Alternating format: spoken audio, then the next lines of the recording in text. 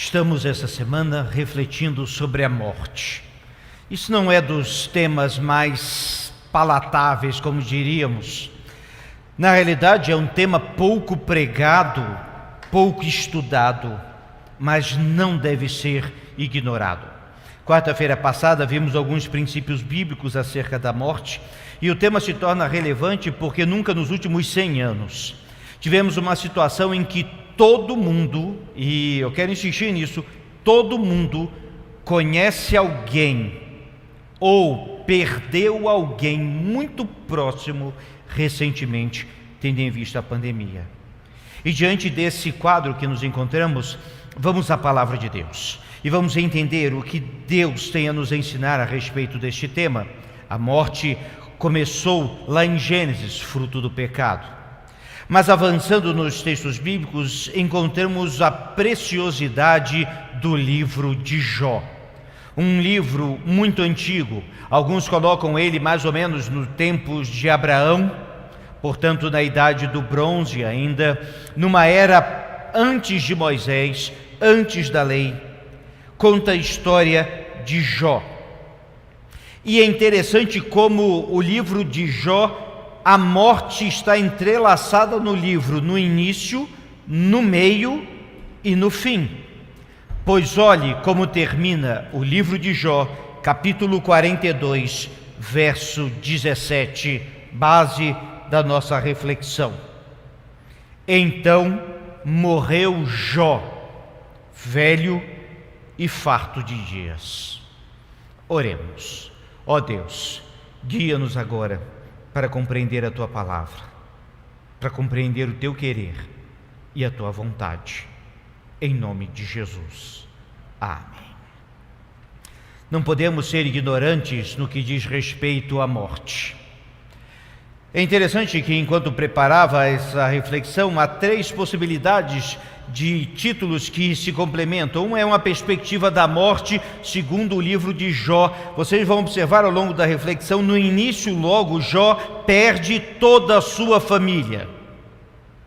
No meio do livro de Jó, Jó pensa em morrer e está vivendo agora à beira da morte. E no fim do livro de Jó, ele morre. Pode também ser reflexões sobre a vida quando se está diante da morte. Quando o livro de Eclesiastes nos recomenda a irmos em velório e pensarmos na nossa própria vida, podemos olhar para o livro de Jó e também refletir nela. E finalmente, razões para não perder a razão diante da morte. E é isso que encontramos muitos daqueles que não creem, daqueles que não têm a esperança em Jesus Cristo, daqueles que têm a esperança no mundo e nas coisas do mundo, e percebem que estão perdidos. Mas a todo aquele que crê, sabe que não é possível perder a razão. Para começar, vale a pena relembrar a história de Jó, e eu chamo aqui de Jó em 10 passos. Jó era um homem reto, justo, temente a Deus e que evitava o mal. Essa é a descrição que o próprio Deus faz de Jó. Satanás questiona a vida de Jó, na realidade dizendo que ele só era assim porque tudo lhe ia bem. Deus concede uma permissão para tribulações. Neste momento, Jó perde todos os seus bens, o seu gado, suas propriedades e os seus filhos, 7 homens e 3 mulheres. E lamenta. Satanás vai insistir com Deus, porque Jó não pecou em momento algum, e vai dizer: ele ainda está assim porque a sua saúde está boa. E então Deus permite que toque na saúde, mas não toque na vida de Jó. Isso é muito importante. E então Jó agora é tomado por úlceras que vão da ponta dos pés até a cabeça. Enfermidade gravíssima e debilitante. Jó desespera e vive a maior crise da sua vida e permanece à beira da morte por um tempo. Jó se reúne com seus amigos que, ao invés de apoiar, criticam de todos os lados. Jó discute e argumenta sobre a sua vida e sobre a vida. Finalmente, Jó se encontra com Deus e percebe que ele realmente era um pecador. Ele se arrepende e se coloca nas mãos de Deus, que agora ele via. Finalmente, Jó é abençoado pelo seu segundo, e o seu segundo estado é melhor que o primeiro. E finalmente, Jó morre em ditosa velhice, como diz certa versão, farto de dias. Vamos estudar a morte com Jó. A primeira delas, o luto. Morreram naquele dia, devido a um acidente que demoliu a casa em cima deles, 10 filhos de Jó. 7 homens, incluindo o seu primogênito, 3 mulheres, fora esposas, esposos e os que ali estavam. Filhos que Jó amava. Filhos que Jó se preocupava com eles nominalmente, acordava bem cedo de manhã para pedir a Deus perdão por eles, para sacrificar a Deus por eles, para lembrar deles. Jó os amava, se preocupava, estava junto deles. Filhos que eram uma bênção, filhos que Jó perdeu. Na máxima perda de Jó, e esta foi uma das maiores crises da sua vida. É interessante, meus irmãos, que estamos falando da Idade do Bronze. Naquele tempo eram comuns guerras tribais, pequenas guerras, muita violência e muitos acidentes também. Mas as circunstâncias agora viam como tudo veio de uma vez só. A descrição de Jó, no capítulo 1, dos versos de 13 a 22, acontece numa sucessão de tragédias. Vinha um e dizia: olha, isso aconteceu, seu gado foi roubado, tal coisa aconteceu, tal coisa, e foi numa sucessão de impactos. Mas é interessante, meus irmãos, e impressionante estudarmos o texto da palavra de Deus.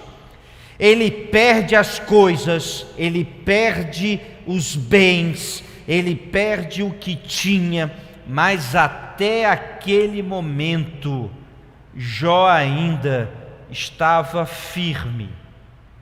Mas quando vem um homem e diz: todos os seus filhos morreram, diz a palavra de Deus então nesses termos. E então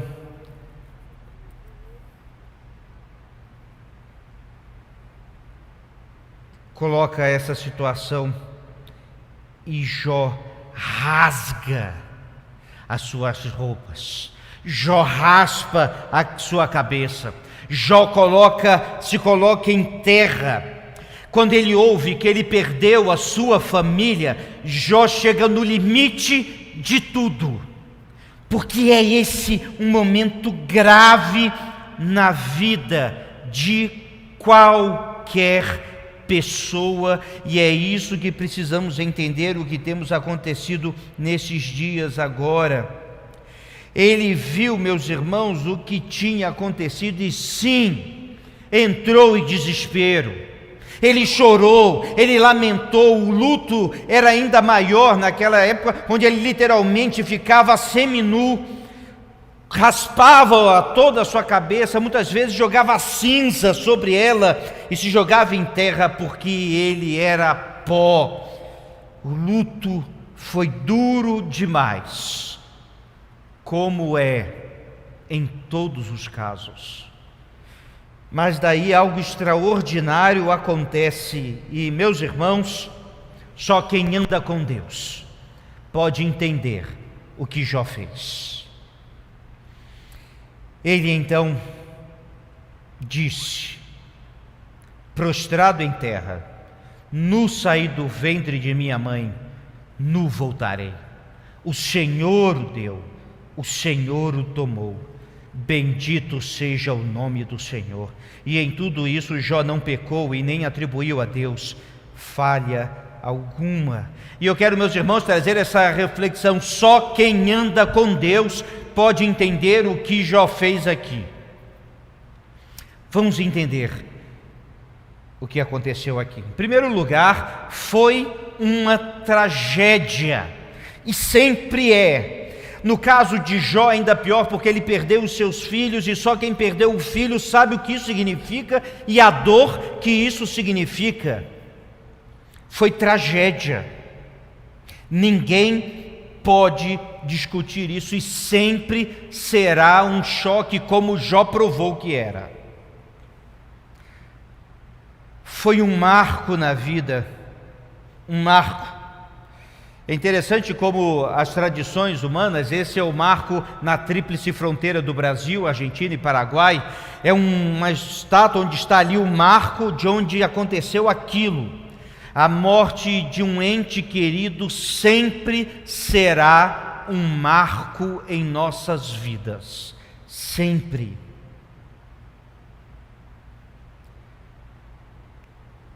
É tempo de chorar, o luto deve fazer parte.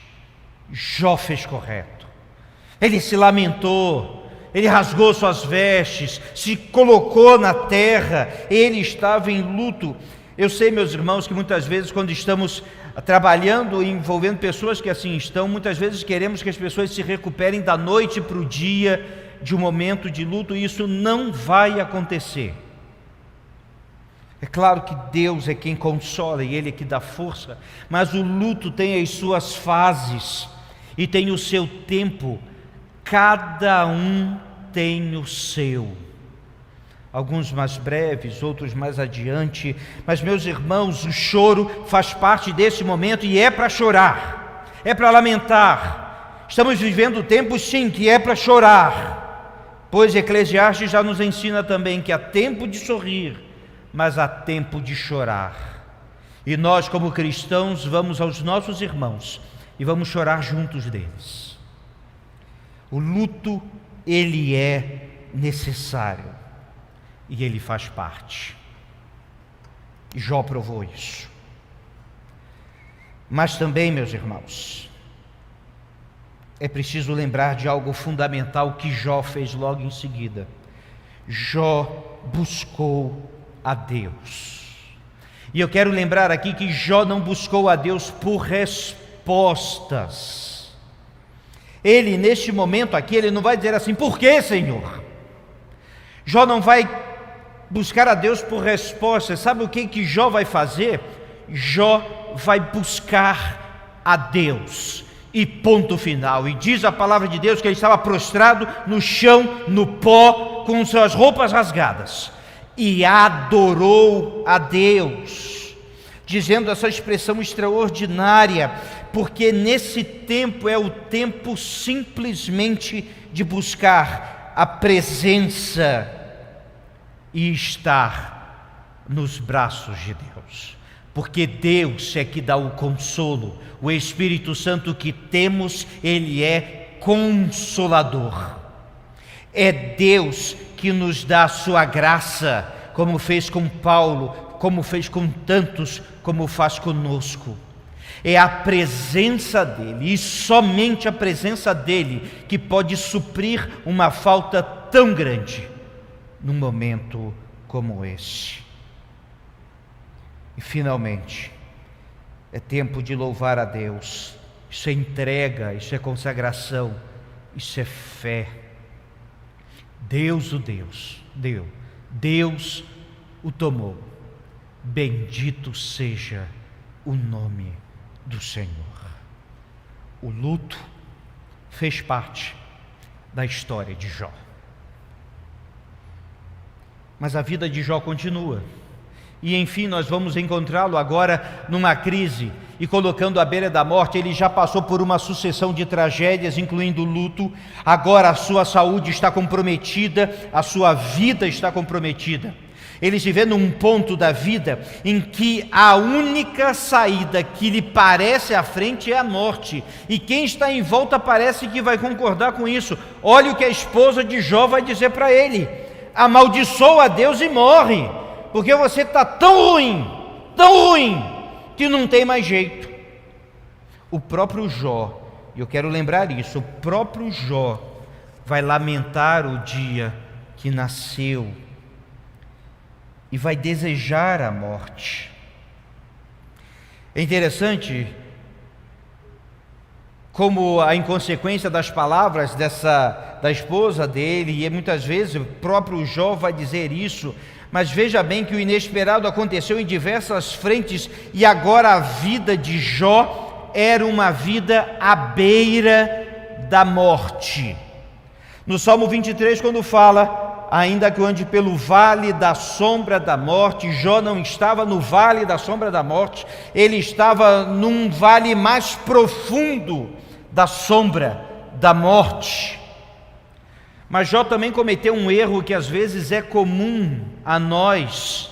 A gente vai encontrar no texto de Jó que Jó olha para trás e começa a querer, a lembrar e a viver nos tempos antigos e passados. Jó está na pior crise da sua vida. Mas em Jó, no capítulo 14, encontramos um tratado para a vida. Esse interessante capítulo fala sobre a brevidade da vida, e lembre-se disso, a vida é como um sopro. A vida é como um sopro, ela é muito breve. As Escrituras vão falar disso muitas vezes. Vai falar ainda no capítulo 14 sobre as tribulações que acontecem na vida da qual nenhum de nós, santo ou pecador, estão isentos. Nem o próprio Senhor Jesus, o nosso Senhor, esteve isento delas. Fala que todos pecaram e todos são pecadores, e Jó aqui se inclui nesse termo.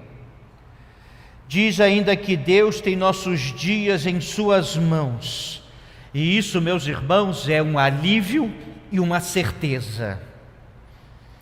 E finalmente que o homem morre, mas não acaba aí, porque havia naqueles tempos, como hoje, uma crença muito comum, que morreu e simplesmente acabou. E Jó vai provar que não, vai falar de palavras de eternidade, vai falar de plenitude, vai falar de seguir adiante. Jó passou agora por uma série de perdas, e além disso, ele vai se unir com 3 amigos, que vão fazer questão de lembrar Jó e acusá-lo das piores coisas. Na realidade, a ideia desses 3 amigos era muito comum naquele tempo. Se você está passando por um problema, é porque você pecou e pecou gravemente. Mas perceba que Jó vai negar. Ele nega no início, ele nega no meio. Mas eu quero lembrar que no fim do livro, Jó para de negar, quando ele está diante de Deus. Vamos voltar a isso mais adiante. Jó coloca-se diante desses amigos e agora diante de Deus. Entra um outro amigo, Eliú, aí, que vai fazer essa ponte com Jó. Mas a grande questão é que Jó viveu à beira da morte, mas Jó não viu os portões da morte. E essa é a diferença. Sabe por quê, meus irmãos? Em algum momento, como diz o texto, ele desejou mesmo que a morte chegasse, mas ele descobre que tem um limite. Jó não desejou o suicídio. Isso é muito importante, e se você olhar no texto, isso fica bem claro. Mas ele estava tão desesperado, estava tão mal, estava tão embrenhado naquele vale, mas ele ainda não havia visto os portões da morte. E enfim, meus irmãos, Deus agiu, e Deus veio a Jó.